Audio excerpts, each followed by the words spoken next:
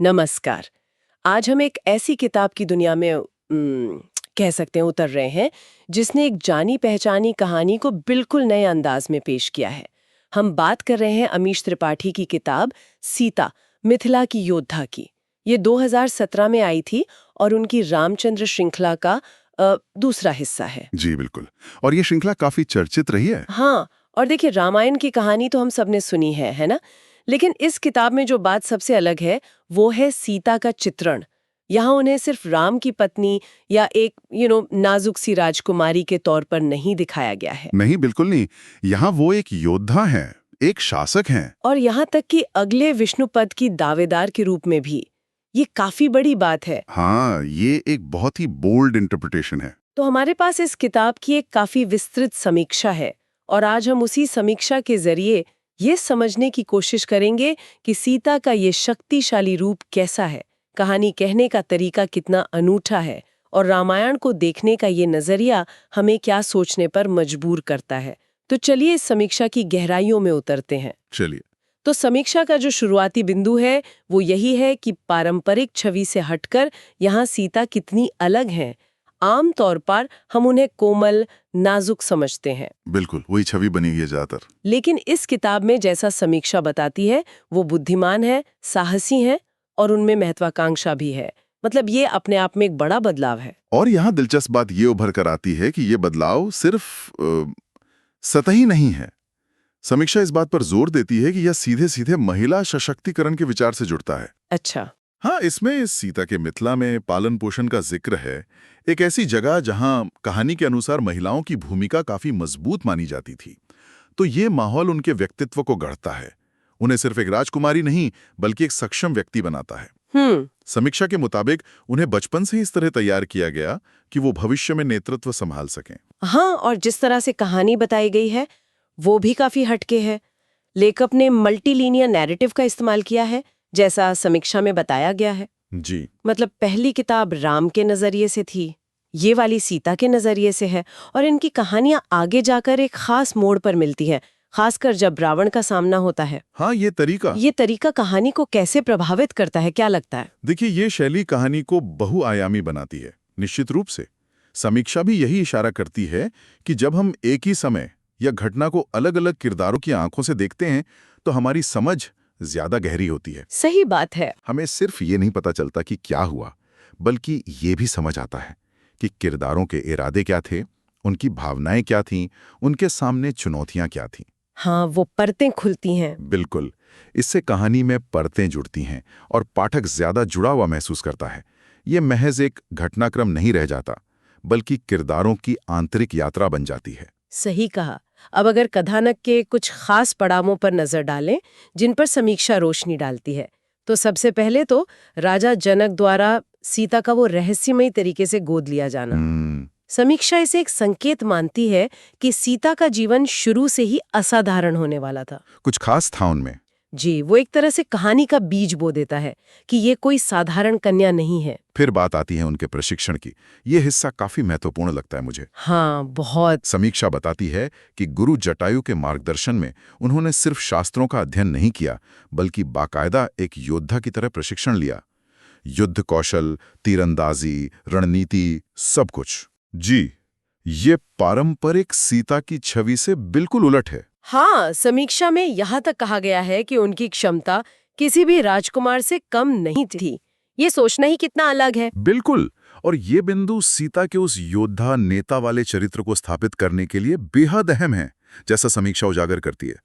उनका प्रशिक्षण सिर्फ शारीरिक ताकत तक सीमित नहीं था, बल्कि इसमें रणनीतिक सोच और नेतृत्व के गुण विकसित करना भी शामिल था। अच्छा। समीक्षा के शब्दों में उन्हें हर चुनौती का सामना करने के लिए तैयार किया जा रहा था, चाहे वो युद्ध का मैदान हो या राजदरबार। और ये तैयारी सिर्फ युद्ध के लिए नहीं थी, जैसा आपने कहा। समीक्षा इस बात पर भी जोर देती है कि बाद में वो मिथिला की प्रधानमंत्री बनती है। हाँ, ये भी एक बहुत बड़ा पॉइंट है। ये उनके प्रशासनिक कौशल, उनकी राजनीतिक सूझबूझ और न्यायप्रिय शासक होने की क्षमता को दिखाता है। ये सिर्फ एक राजकुमारी नहीं, बल्कि एक स्टेट्स वुमन का चित्र है। हाँ, उनका प्रधानमंत्री बनना उनके चरित्र के एक और पहलू को सामने लाता है कि वो सिर्फ तलवार चलाना ही नहीं जानती, बल्कि राज चलाना भी जानती हैं। वो अपने लोगों के लिए सोच सकती हैं, योजनाएं बना सकती हैं और मुश्किल फैसले ले सकती हैं। समीक्षा इसे उनके नेतृत्व गुणों के प्रमाण के तौर पर पेश करती है। अच्छा, यहाँ से बात और भी दिलचस्प मोड़ लेती है, क्योंकि समीक्षा के अनुसार कहानी में सीता को अगले विष्णु यानी धर्म के रक्षक, परम सत्ता के पद के लिए एक प्रमुख उम्मीदवार के तौर पर भी देखा गया है। जी हाँ, ये तो पारंपरिक कथा से बहुत ही बड़ा विचलन है, जहां मुख्य रूप से राम को ही विष्णु अवतार माना जाता है। बिल्कुल। ये शायद सबसे क्रांतिकारी विचारों में से एक है इस किताब में। अगर इसे हम व्यापक परिप्रेक्ष्य में देखें, जैसा समीक्षा इशारा करती है, तो विष्णु उम्मीदवार होने का विचार सीता के चरित्र को एक अलग ही स्तर पर ले जाता है। ये सिर्फ व्यक्तिगत क्षमता या महत्वाकांक्षा की बात नहीं रह जाती, बल्कि इसे एक दैवीय उद्देश्य, एक बड़ी नियति से जोड़ दिया जाता है। नियति और कर्म का सवाल। हाँ, ये विचार भाग्य और व्यक्तिगत कर्म या चुनाव के बीच के सदियों पुराने द्वंद्व पर भी सवाल खड़े करता है। क्या वो इस भूमिका के लिए चुनी गई थी या उन्होंने अपनी योग्यता, अपने कर्मों से ये स्थान अर्जित किया? समीक्षा पाठक को इन सवालों पर सोचने के लिए प्रेरित करती है। फिर आता है स्वयंवर और राम से उनका विवाह। समीक्षा इसे केवल एक प्रेम कहानी के आरंभ की तरह नहीं देखती है ना? नहीं, बिल्कुल नहीं। बल्कि इसे भाग्य और साझा मूल्यों, खासकर धर्म के प्रति, दोनों की समान निष्ठा के मिलन के रूप में चित्रित करती है। सही कहा। स्वयंवर यहाँ एक महत्वपूर्ण पड़ाव है, जहाँ व्यक्तिगत जीवन की घटनाएं बड़े ऐतिहासिक और शायद दैवीय घटनाक्रम से जुड़ जाती हैं। मतलब वो शिव धनुष वाली घटना सिर्फ एक शर्त नहीं थी। नहीं, वो सिर्फ एक शर्त पूरी करना नहीं, बल्कि दो असाधारण व्यक्तियों के भाग्य का एक होना बन जाती है, जैसा समीक्षा देखती है। ये दो शक्तियों के मिलन के रूप में देखा जाता है, जो भविष्य में धर्म की स्थापना के लिए जरूरी था। यह महज विवाह नहीं, बल्कि एक गठबंधन है। और आखिर में रावण द्वारा उनका अपहरण। पारंपरिक कथाओं में इसे अक्सर सीता की विवशता के क्षण के रूप में देखा जाता है, पर यहाँ कहानी अलग है। समीक्षा बताती है कि इस किताब में इसे अलग तरह से पेश किया गया है। इसे सीता की लाचारी नहीं, बल्कि उनकी दृढ़ता, उनकी सहन शक्ति, हाँ, और शायद विष्णु के रूप में उनकी नियति की एक कठिन परीक्षा के तौर पर दर्शाया गया है। बिल्कुल। इस घटना को इस नजरिए से देखना सीता की पारंपरिक अबला छवि को पूरी तरह से बदल देता है। समीक्षा के अनुसार ये उन्हें एक पीड़ित के बजाय एक ऐसी नायिका के रूप में स्थापित करता है, जो भयानक, प्रतिकूल परिस्थितियों में भी अपनी आंतरिक शक्ति, अपने उद्देश्य और अपनी गरिमा को बनाए रखती है। ये उनके चरित्र की अग्नि परीक्षा बन जाती है। तो इन सब बातों से ये साफ है कि किताब, जैसा समीक्षा उजागर करती है, कई गहरे विषयों को छूती है। महिला सशक्तिकरण तो प्रमुख है ही, निश्चित रूप से। साथ ही धर्म का असली मतलब क्या है, नेतृत्व कैसा होना चाहिए, इन सवालों पर भी विचार किया गया है। कहानी कहने का बहुदृष्टिकोण वाला तरीका अपने आप में एक विषय बन जाता है, और भाग्य बनाम स्वतंत्र इच्छा का जो द्वंद्व, हाँ, वो भी कहानी के ताने बाने में बुना हुआ है। हाँ, और ये सभी विषय आपस में गुंथे हुए हैं। खासतौर पर महिला सशक्तिकरण का पहलू जब रामायण जैसे महाकाव्य के संदर्भ में आता है, तो ये धर्म, कर्तव्य और नियति की पारंपरिक पुरुष केंद्रित धारणाओं को चुनौती देता है और उन्हें एक नया आयाम देता है। सही कहा। समीक्षा ये दिखाती है कि ये किताब ये दर्शाने की कोशिश करती है कि नेतृत्व, साहस और धर्म की रक्षा सिर्फ पुरुषों का ही क्षेत्र नहीं है। सीता का चरित्र इन सभी क्षेत्रों में एक मिसाल के तौर पर उभरता है। अच्छा, अब जरा लेखन शैली और पाठकों की प्रतिक्रिया पर भी बात कर लेते हैं, जैसा कि समीक्षा में जिक्र किया गया है। जी। अमीश की शैली के बारे में समीक्षा कहती है कि वो काफी तेज तर्रार है, एक्शन से भरपूर है। ऐसा लगता है कि वे पौराणिक कथाओं को एक आधुनिक थ्रिलर वाले अंदाज में ढालते हैं। हाँ, उनका स्टाइल काफी पेसी होता है, जो शायद आज के पाठकों को, खासकर युवाओं को, काफी पसंद आता है। हाँ, ये शैली निश्चित रूप से किताब को एक बड़े पाठक वर्ग तक पहुंचाने में मदद करती है। पौराणिक कहानियों को इस तरह जीवंत और रोमांचक बना देना उन्हें उन पाठकों के लिए भी सुलभ बनाता है जो शायद पारंपरिक शैली में इन्हें ना पढ़ते। ये प्राचीन कहानियों को समकालीन बनाने का एक तरीका है।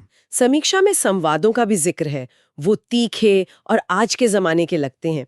युद्ध के दृश्यों का वर्णन काफी विस्तृत है और कहानी में राजनीतिक दांव पेच और साजिशें भी बुनी गई हैं।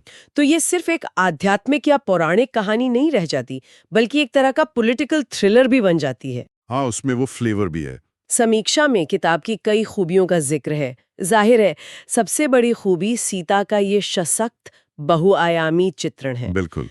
उनके नेतृत्व गुणों पर जो जोर दिया गया है उसे भी समीक्षा सराहती है।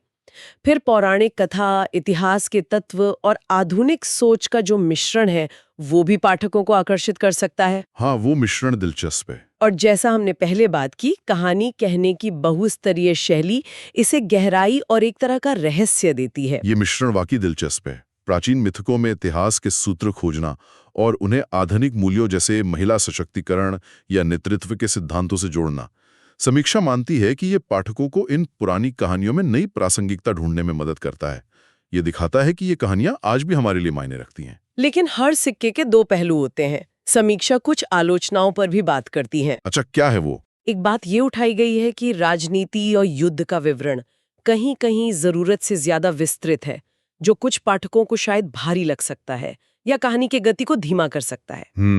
ये हो सकता है। हर कोई इतना डिटेल पसंद नहीं करता। ये संतुलन साधना हमेशा मुश्किल होता है। पाठकों को कितनी जानकारी देनी है और कब उसे अभिभूत किए बना आगे बढ़ना है। ज्यादा विवरण कुछ के लिए कहानी को यथार्थवादी बनाता है, तो कुछ के लिए बोझिल। ये व्यक्ति पर निर्भर करता है। एक और आलोचना जिसका समीक्षा जिक्र करती है वो ये है कि किरदारों के मानवीय पहलुओं पर इतना ज्यादा ध्यान दिया गया है कि कभी-कभी ये किताब पौराणिक कथा से ज्यादा एक ऐतिहासिक उपन्यास जैसी महसूस होने लगती है। अच्छा, उनका जो दैवीय या अलौकिक तत्व है वो शायद थोड़ा पीछे छूट जाता है। ये एक दिलचस्प नुक्ता है। ये शायद लेखक की शैली का हिस्सा है, देवताओं और महानायकों को अधिक मानवीय, अधिक रिलेटेबल बनाना। हाँ, शायद। लेकिन हाँ, जो पाठक पारंपरिक पौराणिक अनुभव की तलाश में हैं, उन्हें ये शायद मूल भावना से भटकाव लग सकता है। ये पाठक की अपेक्षा पर निर्भर करता है। और आखिर में एक व्यवहारिक बात, चूंकि ये एक श्रृंखला की दूसरी किताब है तो कहानी जाहिर तौर पर एक मोड़ पे आकर रुक जाती है। हाँ, वो तो होता ही है सीरीज में। समीक्षा कहती है कि ये पाठकों को अधूरा सा महसूस करा सकता है और उन्हें अगले किताब का इंतजार करने पर मजबूर करता है। हाँ, ये श्रृंखला लेखन की एक स्वाभाविक सीमा है। हर किताब अपने आप में पूरी कहानी नहीं होती, बल्कि एक बड़ी कहानी का हिस्सा होती है। ये कुछ पाठकों को बांधे रखता है तो कुछ को शायद अधीर बना सकता है। तो इन सब बातों को ध्यान में रखते हुए समीक्षा का अंतिम निष्कर्ष क्या है? जी, कुल मिलाकर समीक्षा सीता मिथिला की योद्धा को सीता के चरित्र की एक बेहद साहसिक और ताज़ा पुनर्व्याख्या मानती है। ये किताब उन्हें महज एक पूरक चरित्र नहीं, बल्कि अपने आप में एक शक्तिशाली योद्धा, एक कुशल नेता और यहाँ तक कि एक संभावित विष्णु के रूप में स्थापित करती है और उन्हें सम्मान देती है। बिल्कुल सही। समीक्षा इसे सिर्फ राम और सीता की प्रेम कहानी से कहीं ज्यादा मानती है। ये साहस, न्याय, नेतृत्व और नियति की एक बड़ी जटिल गाथा है। तो इस सब का निचोड़ क्या निकलता है हमारे लिए इस पूरी चर्चा का? निचोड़ ये है कि इस तरह की पुनर्व्याख्याएं, जैसा समीक्षा इंगित करती हैं, बहुत महत्वपूर्ण होती हैं। ये सदियों से चली आ रही रूढ़िवादी सोच और छवियों को चुनौती देती हैं। ये हमें उन कहानियों को जिन्हें हम सोचते हैं कि हम अच्छी तरह जानते हैं, एक बिल्कुल नए नजरिए से देखने के लिए उकसाती हैं। ये हमें सोचने पर मजबूर करती हैं कि क्या इन प्राचीन महाकाव्यों में और भी कई अनकहे अनसुने पहलू छिपे हो सकते हैं। अच्छा सवाल है। क्या किरदारों की भूमिकाएं हमारी पारंपरिक समझ से कहीं ज्यादा जटिल और गहरी हो सकती हैं? ऐसी कोशिशें हमारी समझ को समृद्ध करती हैं और सार्थक संवाद के नए रास्ते खोलती हैं।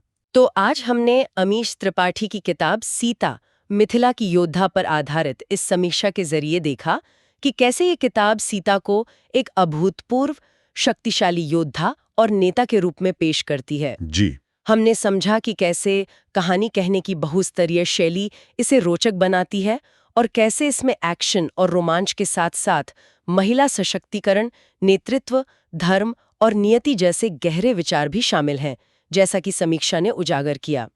समीक्षा ने इस किताब को काफी सराहा है। इसे 5 में से 4.5 स्टार की रेटिंग दी है। काफी अच्छी रेटिंग है। हाँ, और इसे उन सभी के लिए पढ़ने की सिफारिश की है जिनकी रुचि पौराणिक कथाओं में है, जो नेतृत्व के सिद्धांतों को समझना चाहते हैं या फिर जो क्लासिक कहानियों की नारीवादी व्याख्याओं में दिलचस्पी रखते हैं। और जाते जाते एक विचार आपके लिए छोड़ जाते हैं जो सीधे समीक्षा से ही निकलता है। बताइए।